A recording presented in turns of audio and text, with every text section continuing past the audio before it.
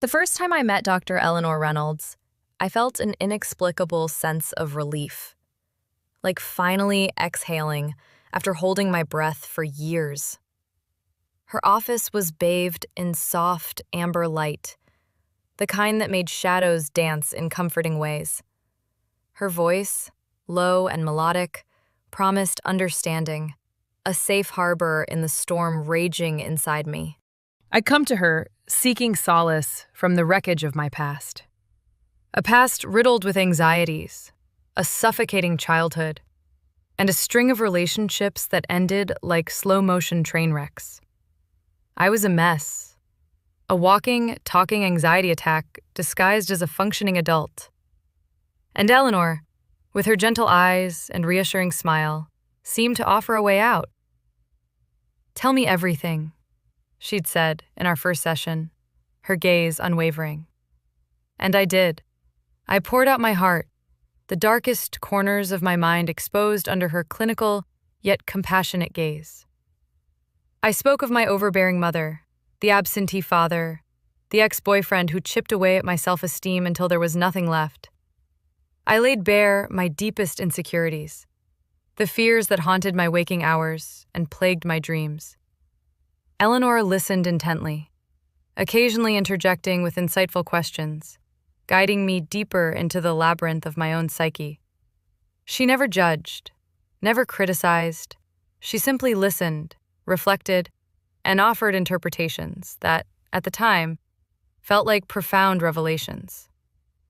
"You're seeking validation from external sources, Claire," she'd said during one session. "You need to learn to validate yourself." It made sense.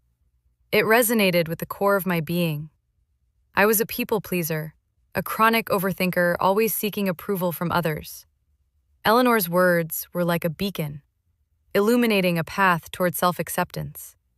Over the next few months, our sessions became my lifeline. I looked forward to them with a desperate anticipation, craving Eleanor's wisdom, her guidance, her unwavering support. I started to feel better, stronger, more in control, or so I thought.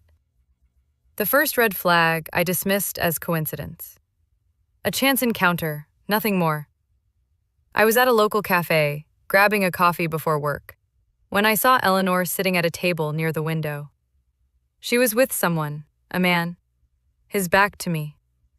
They were talking animatedly, and as I walked past, I distinctly heard Eleanor mention my name.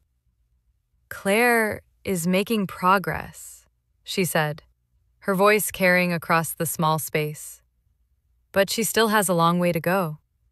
I froze, my heart pounding in my chest.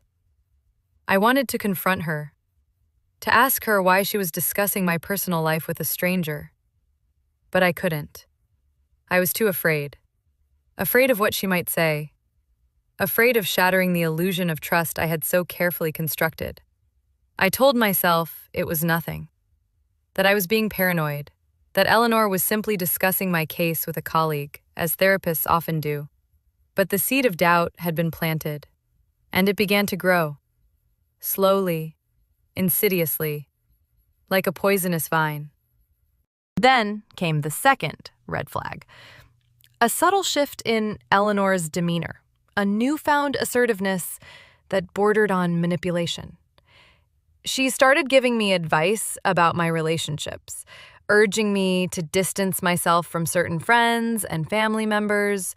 "Your mother is toxic, Claire," she'd said one day, her voice laced with concern. "She's holding you back. You need to create some distance." I hesitated. My mother was overbearing, yes, but she was still my mother. We had a complicated relationship, but I loved her. But Eleanor was so convincing, so adamant that I eventually gave in. I started avoiding my mother's calls, making excuses when she wanted to see me. The guilt gnawed at me, but Eleanor reassured me that I was doing the right thing, that I was protecting myself. She did the same with my friends. "Sarah is a negative influence," she'd say. She's always complaining, always bringing you down. You need to surround yourself with positive people. One by one, I started pushing people away, isolating myself from the very support system I desperately needed.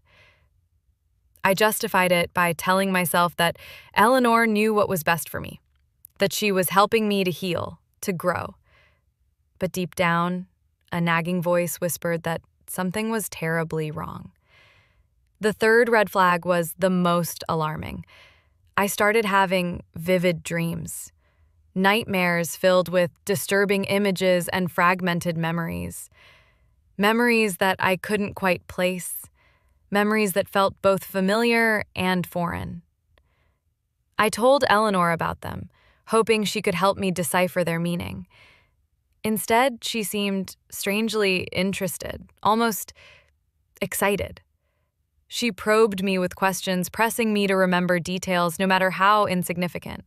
She started using hypnosis, guiding me into a deep trance, urging me to explore the hidden recesses of my subconscious. During one of these sessions, I had a breakthrough.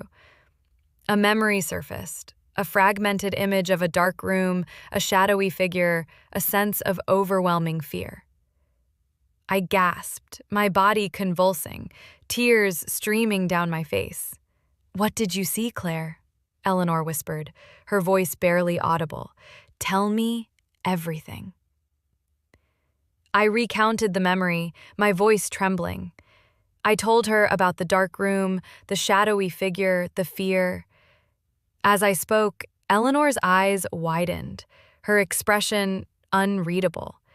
"That's it, Claire," she said, her voice filled with a strange intensity. "You're unlocking repressed memories. You're getting closer to the truth." The truth? What truth? I had no idea what she was talking about. But I trusted her. I believed her. I thought she was helping me to uncover a hidden trauma, a buried secret that was preventing me from moving on with my life. But I was wrong. So terribly, devastatingly wrong. The truth was far more sinister, far more terrifying than I could have ever imagined. The turning point came unexpectedly during a casual conversation with an old friend, Mark. Mark was one of the few people I hadn't completely pushed away. We'd been friends since childhood, and he knew me better than anyone else. I confided in him about my therapy sessions, about Eleanor's advice, about the repressed memories I was supposedly uncovering. Mark listened patiently, his brow furrowed with concern. When I finished, he looked at me with a mixture of pity and disbelief. "Claire," he said softly, "this doesn't sound right. This sounds like manipulation." I bristled. "Manipulation? What are you talking about? Eleanor is helping me." "Is she, Claire? Or is she isolating you from everyone who cares about you? Is she filling your head with false memories? Have you considered that she might have other motives?" His words hit me like a slap in the face. I recoiled, my mind reeling. I didn't want to believe him. I didn't want to admit that I had been so blind, so gullible. But as I replayed the events of the past few months in my mind, a chilling realization dawned on me. Mark was right. Eleanor had been manipulating me.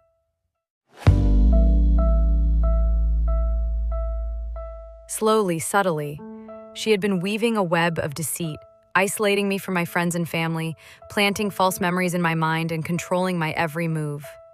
But why? What was her motive? What did she want from me? I spent the next few days consumed by paranoia and suspicion. I couldn't sleep, couldn't eat, couldn't think straight. I replayed every conversation I'd had with Eleanor, searching for clues, for answers. And then I found it. A subtle inconsistency. A fleeting expression, a carefully worded phrase that revealed her true intentions. Eleanor wasn't trying to help me heal, she was trying to break me. She was using my trauma against me, exploiting my vulnerabilities, and turning me into a pawn in her twisted game. I decided to confront her. I scheduled a session knowing that it would be the most dangerous encounter of my life.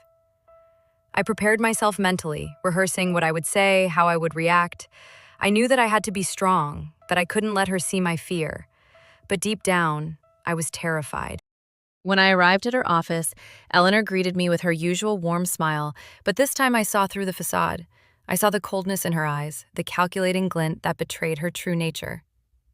"Claire, so good to see you," she said, her voice smooth and velvety. "How are you feeling today?" "I know what you're doing, Eleanor," I said, my voice surprisingly steady. "I know that you've been manipulating me." Her smile faltered for a fraction of a second, but she quickly recovered. "Claire, what are you talking about? I've only been trying to help you." "You haven't been helping me," I said. "You've been isolating me, planting false memories in my mind, and trying to control my life. Why? What do you want from me?" Eleanor remained silent for a moment, her eyes fixed on mine. Then she let out a soft, chilling laugh. "You're smarter than I thought, Claire," she said. "I almost had you completely fooled." "Why are you doing this?" I asked, my voice trembling. "What's the point?"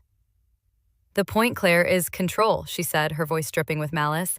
"I enjoy controlling people. I enjoy breaking them down, watching them suffer. And you, Claire, were the perfect target. So vulnerable, so damaged, so eager to please." "But why me?" I asked. "Why did you choose me?" Eleanor smiled. "Let's just say you reminded me of someone who wronged me a long time ago, and I decided to take my revenge on you." My blood ran cold. I was nothing more than a substitute, a stand-in for someone from Eleanor's past. My pain, my trauma, my suffering, it was all meaningless to her. It was simply a means to an end, a way for her to satisfy her twisted desire for revenge. I knew that I had to escape. I couldn't stay in that room any longer, listening to her depraved confessions, but I also knew that Eleanor wouldn't let me leave easily. "I think it's time for you to leave, Eleanor," I said, trying to sound confident. "I'm afraid I can't let you do that, Claire," she said, her voice hardening. "You know too much. You're a liability." She reached into her desk drawer and pulled out a syringe. My heart leaped into my throat. I knew what she was planning to do. "Don't do this, Eleanor," I pleaded. "Please, you don't have to do this." "It's too late, Claire," she said, her eyes filled with a dark, unholy light. "The game is over." She lunged at me, the syringe glinting in her hand. I screamed and jumped out of the chair. A fierce struggle ensued. I fought with all my might, desperate to defend myself, to survive. I managed to knock the syringe out of her hand, sending it skittering across the floor.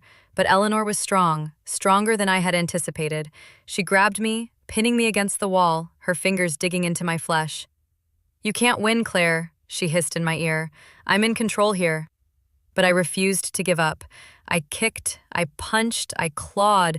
I fought like a cornered animal, fueled by adrenaline and pure, unadulterated fear. Finally, I managed to break free. I shoved Eleanor away from me, sending her stumbling backward. I didn't hesitate. I ran. I ran as fast as I could, out of her office, out of the building, out of her life. I didn't stop running until I reached Mark's house. I pounded on his door, tears streaming down my face. When he opened the door, he took one look at me and pulled me inside. I told him everything, about Eleanor's manipulation, her confessions, her attempt to harm me. Mark listened in stunned silence, his face growing paler with each passing word. He called the police. They arrived within minutes, sirens wailing, lights flashing. They took my statement, searched Eleanor's office, and arrested her. She was charged with assault, battery, and psychological manipulation. The trial was a media circus. Eleanor pleaded not guilty, claiming that I was delusional, that I had fabricated the entire story. But the evidence was overwhelming. The police found journals in her office detailing her plans, her manipulations, her obsession with me. Eleanor was convicted on all counts and sentenced to a long prison term. I testified against her, reliving the horrors she had inflicted upon me. It was the hardest thing I've ever done, but I knew that I had to do it. I had to speak the truth, not just for myself, but for all the other victims she had manipulated and abused. After the trial, I started the long and arduous process of healing. I went back to therapy, this time with a therapist I trusted implicitly. I reconnected with my friends and family, rebuilding the relationships that Eleanor had tried to destroy. It wasn't easy. The scars of her manipulation ran deep. I still had nightmares, still struggled with anxiety and paranoia, but I was determined to overcome the trauma, to reclaim my life, to move forward. I learned a valuable lesson from my experience with Eleanor, a lesson about trust, about boundaries, about the importance of listening to my intuition. I learned that not everyone who offers help is genuine, that some people are predators in disguise. And I learned that even in the darkest of times, there is always hope, that even after being broken and betrayed, it is possible to heal, to grow, to find strength within yourself. I still think about Eleanor sometimes. I wonder what she's doing, what she's thinking. I hope that she's finally getting the help she needs. But I also know that I can never forgive her for what she did to me. She stole a part of my life, a part of my soul, and I'll never get that back. But I refuse to let her define me. I refuse to let her control me any longer. I am a survivor, and I will not be silenced.